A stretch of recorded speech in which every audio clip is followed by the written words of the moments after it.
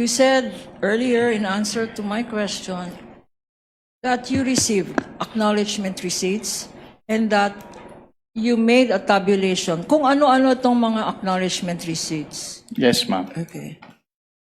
We don't have a copy now, and we reserve the right to provide counsel for the respondent a copy. But can you share with us your findings based on your notes or your tabulation?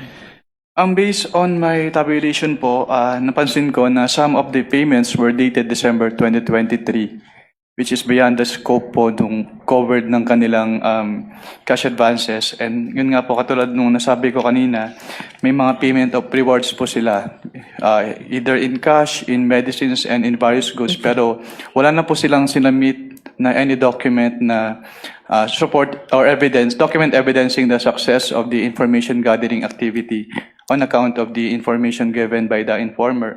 And also, How did you prepare your tabulation?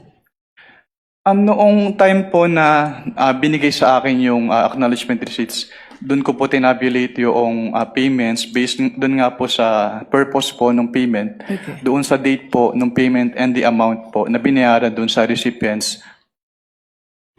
Will your tabulation show, and can you share with us if it does,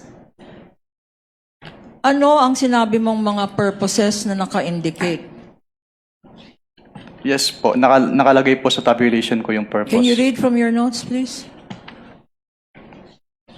On page 1. Your Honor, just to manifest for the record while Counsel he's for respondent. perusing his notes that when I inspected the document, it seems to be a privately encoded document, a printout without any signature of who prepared it.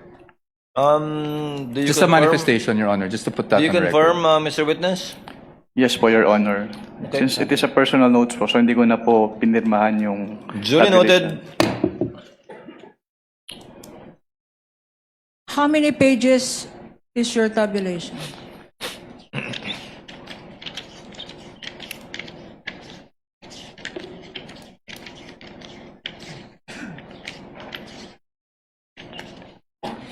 $19 pages po.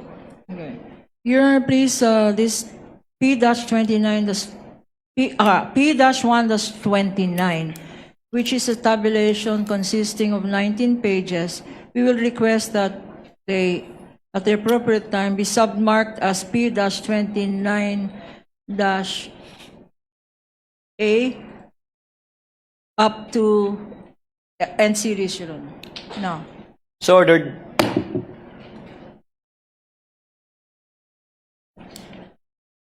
can you read from your tabulation? What is in page 1? How many names are there? Total, if you recall. And based on your tabulation. Can you repeat your question po?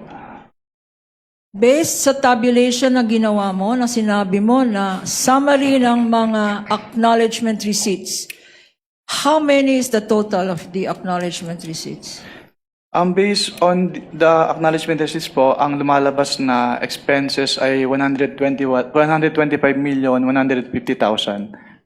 125 million 150,000. 150,000.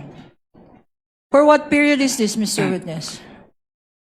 Based on the documents po na submitted to us, December 21 to 31, 2022. Pero katulad nga po ng sinabi ko, some of the dates po dun sa acknowledgement receipts ay naka-dated December 2023.